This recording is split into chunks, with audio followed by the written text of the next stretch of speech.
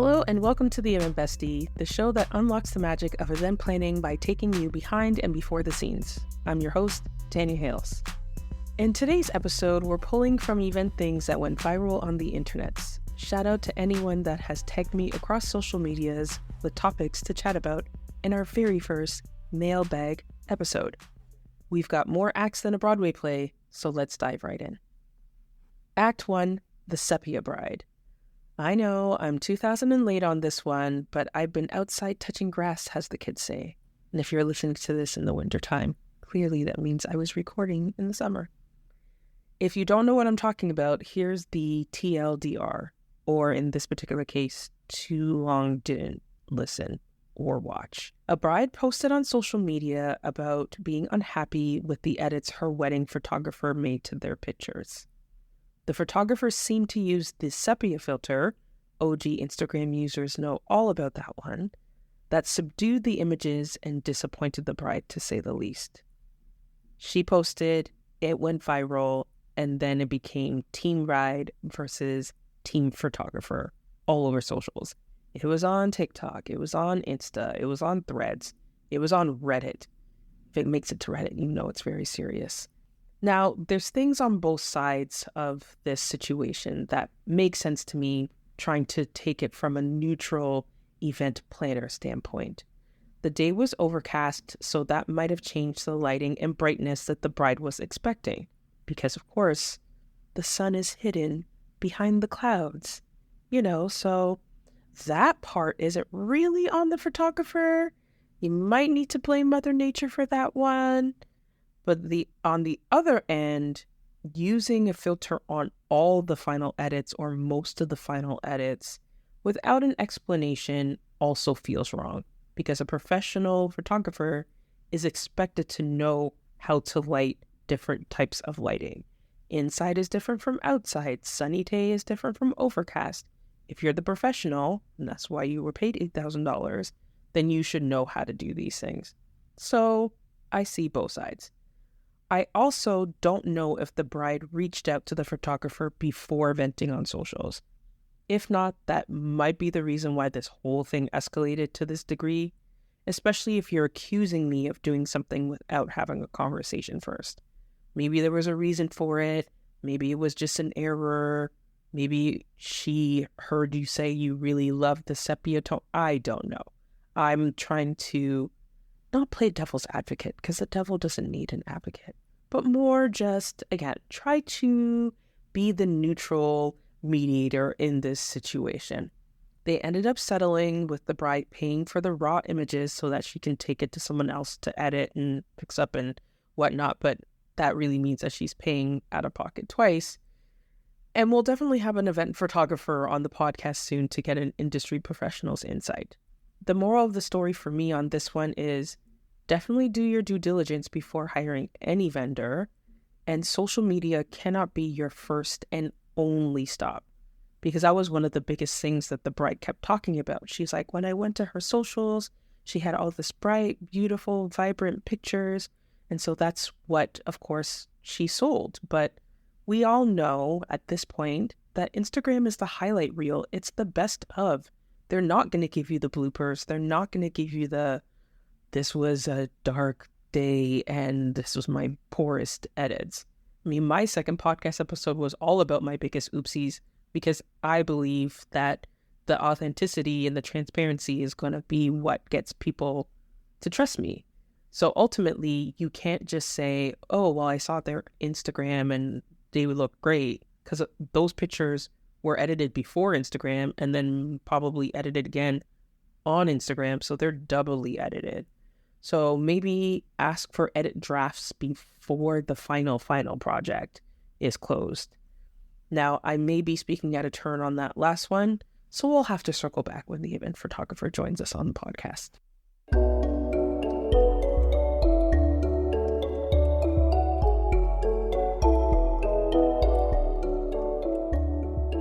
Act 2, Adults at Kids' Birthday Parties. I saw a post about a mom who was lamenting about the cost of their child's third birthday party. It mentioned there was a significant amount of adults present, but that they didn't really contribute financially. I also saw a post about when is the earliest age of dropping kids off at a birthday party and leaving? So I'm combining these posts into the same act because I'm a parent. I have thoughts on them all. So not only am I a parent, I'm a single parent. So birthdays were always going to be a financial challenge for me because I believe that, of course, it's my responsibility. If people want to put in and contribute, great, but I'm not going to ask anybody else because I feel like it's my responsibility to pay for it. I'm also an event planner and resourceful AF. So I leaned into age-appropriate themes and locations that matched the budget that made sense to me. For instance, my son's second birthday, at the time, he was obsessed with backyardigans. I had a coworker who had a house with a backyard, so it was the backyardigans in the backyard. And I printed things off the internet. I went to Pinterest, got bright, colorful things, balloons, the end, right? Tried to keep it as straightforward and simple as possible. I've always been of the personal opinion, I'm repeating that on purpose, my personal opinion, that it never made sense to blow the budget for children's birthday parties, especially before a certain age. First birthday parties obviously are the exception. It's the first. Go balls to the walls if you need to. I totally understand that one. But 2, 3, 4, 5, I don't think you need to spend a whack load because they're ultimately not even going to remember it. You are, sure, you're going to have the pictures and all those other things. But if I ask my 11-year-old son now, what is the earliest birthday memory that he has, he probably won't even say anything before 6. And then also, there's a pandemic in between and there was some caveats there. Of course, they couldn't really do as much. So there's probably a whole window where he doesn't even remember what we really did. And if I'm wholly honest, I actually don't even remember his birthdays during the pandemic. Did they really happen? Did any of us really have birthdays during the pandemic? So I say that to say, if you're doing it, do it for the child. Don't do it for you. And if it's going to cause financial stress, then you don't need to go crazy. They don't need a birthday party with the entire kindergarten class invited. You can narrow it down. So part of that for me was also, I didn't want to have to pay to feed adults. They eat more than kids. They have bigger and better palates. So I chose not to invite childless adults to my son's birthday parties. I would only invite friends who had kids the same age, because of course older kids, they're bored when they're at a younger kid's birthday party. They don't want to be there. The adult doesn't really want to be there either. They don't want to spend an afternoon surrounded by rambunctious children running around eating overly sugared birthday cake. So what is the point of it? I'd rather people who are in the room, who are happy to be there, who want to be there, who need to be there for the sake of their own children. So I understand that this is probably somewhat of a controversial statement, maybe an unpopular opinion. I also, before people get on me, I know that this is also cultural and personal.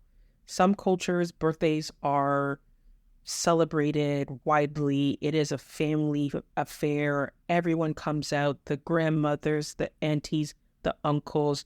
It's a cookout. It's a barbecue. It's a fiesta. It is a whole thing. It's a whole to-do. It's an excuse to eat, drink, and be merry. So I totally understand that. I am absolutely not discounting that. I never would. Definitely, Black community, you give us a reason to be outside, eat and drink, we're going to take it. I'm just saying for me and my household that is run by one working person, that you have to measure your own expectations to align it with your own budgets. And at that point, it's more potluck and not really a birthday party. So then you can't come empty-handed. You won't leave empty-handed either, but you definitely shouldn't come empty-handed. As for the drop-off situation, I think location and age matters here. Once the kids start kindergarten, so around the age of 4 to 5, that's when this conversation enters into play. I think my son was around that age when I did his first drop-off and go. I was always grateful when the parents gave me permission to head out. usually taking advantage of being child-free for a couple of hours. I generally return the favor because I know just even grocery shopping solo can be a treat for parents. It also goes back to the I'm not paying for grown-ups thing. I'd feel compelled as a host to feed the parents and, well, have you seen the economy? And butter is $7 and children are expensive. In the end, the budget starts and stops with you. You don't have to do anything you don't want to do. As I mentioned before, you can invite 5 friends and not the whole class. You can do midweek versus a weekend. You can host at your house. Someone remind me to find the pictures of the adorable movie-themed birthday party I hosted for my child. Do not put yourself into debt trying to keep up with the Joneses and or familial pressures. This is especially for the parents of kids who are 4 and under. You don't have to do anything that your mom and dad are going to bully you into or that you see the other kids in the class doing. Do what makes sense for you and your household.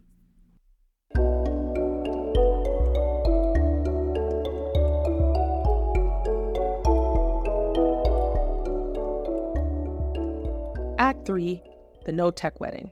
An influencer couple got married in June and had a bunch of influencer guests. From what I could surmise from actually doing the research on this, they were all on some TV show, I believe in Australia.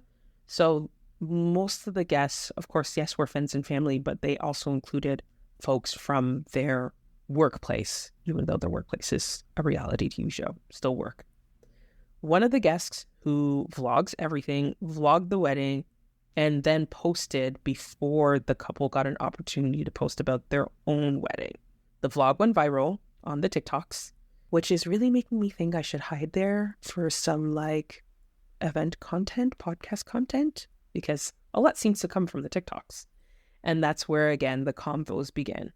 When you invite folks who believe it's their job to capture every aspect of their lives, the things that should go without saying probably should be said. Now, here's where the they said, she said comes in, because they said they did post a no tech zone signage at their wedding. And the lady in question says, I don't know, I didn't see it. Oops, my bad type of situation. And this is why you can't just invite anyone to your wedding. Just because you work together doesn't mean you need to have them at your most expensive and intimate day. Because real friends don't vlog at their friends' weddings and post before the couple gets an opportunity to do so.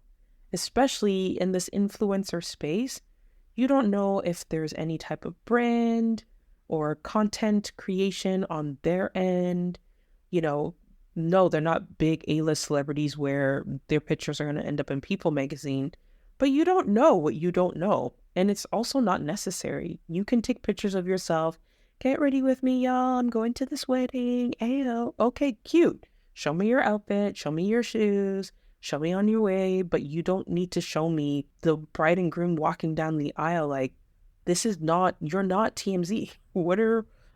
My brain is just so confused by this one in particular because it just reeks of entitlement and not having really good boundaries. But again, I don't think that they're real friends because real friends wouldn't do that. I'm seeing across the internet more and more no tech zones are becoming more common. From the aunties and uncles recording on their giant iPads, to tech devices in kids' hands to keep them occupied, to the pseudo photographers getting in the way of paid ones. Everyone wants to do the job of capturing the day on their own terms and devices, but there needs to be rhyme or reason to this. And who are you capturing it for? Your own use? The people who didn't get invited? If they were supposed to be there, they'd be in the room. I'm all for here's me looking cute, here's a pic or two of the happy couple, but not everything is content, and more importantly, it is not yours to capture. And if the couple requests it, it shouldn't be hard to respect it. So on this one, I'm team couple all the way.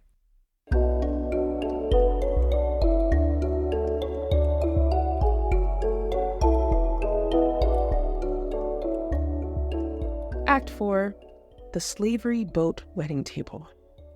This is going to be a juicy one. A Black woman posted on TikTok, see? Now I need to get on the TikToks, y'all, about being a bridesmaid to a long-term friend, the friend, and presumably the couple is white, about the situation that happened at her friend's wedding. And race in this particular one matters, if you couldn't tell by the name of this particular act. The couple have a history and love of boating and sailing, so the whole wedding was nautical themed, and they named their tables after boats. The Black woman in question was placed at the misfit table, so a mishmash of, I guess, the singles and the other randos that you don't know what to do with who are not coupled up. And that table was named Amistad. Yes, the slave ship. That was also a pretty mainstream movie back in the late 90s. Now, I'm not sure of the age of the couple, but I'll give them a pass about not knowing about the movie because, when I say mainstream, I just mean in terms of it was a theatrical release. It had people that, general people would know. But of course, if you're not interested in anything Black, and this is the late 90s, so unless it was Will Smith, it's very, very infrequent, it wasn't on your radar. So I'll give them a pass about not knowing about the movie. But I have a lot of questions, y'all. So apparently, the bridesmaid was just like, I'm not going to make a scene at the wedding. Like, she kind of sat down, said, WTF, I'm going to talk to my friend afterwards. Apparently, the bride was nonplussed, saying, there was some important monument to the boat, so that's why they chose it. And, really just kind of fluffed it off like nothing. Now, the only Black person being seated at that table is not a coincidence that I'm going to really rock with. Like, that feels like you did it and you'd probably did it as a joke, but jokes are actually supposed to be funny, so I'm not entirely sure where the joke is. And now, I didn't grow up going to regattas and such, but I went to the Googles. I put in famous name of ships and famous names of boats, and Amistad didn't come up in the top 20 in either of those searches. I refuse to believe there weren't 20 options of boats, both famous and or local, that they could have used. The Mayflower, the Santa Maria, all the boats from Christopher Columbus, although technically problematic, but, still famous. I'm not even saying Titanic, because why are we naming a wedding table after a boat that sunk and killed thousands of people? Like, let's not and say that we did. There's so many. There's so many. I do have a lot to say about being the only Black friend to a white woman, but ultimately that friendship is none of my business beyond the post that she made. But there is something to be said for the Black woman choosing not to ruin the day, going to her friends after the fact only to be dismissed. I find that interesting. And also, this is DEI. DEI is more than just what the anti-woke bigot brigade has determined to be about hiring people without merit and just based off of skin color. It's having one Black person somewhere in the process to say, maybe this is not a good look. The person who made the signs, the event planner who assisted with the reception. And I mean, of course, I'm making an assumption. Maybe this was a DIY wedding and they did all these things themselves and they set it all up themselves and etc. But one person somewhere along the line should have said, that's not a good idea. And on this one, I'm team bridesmaid.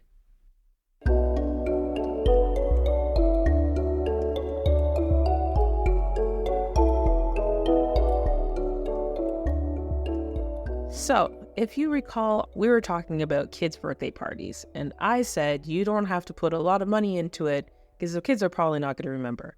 And to put my money where my mouth is, I'm sitting here with the offspring, the 11-year-old, right beside me, to ask him this exact question. So, which of your birthday parties do you actually remember? Okay. Like in order? Sure. Okay. So 11th was Activate. 10 was K1 Speed. 9 was canceled. 8th was like a gaming room. 7th was like a home movie theater. Might have been my favorite. 6?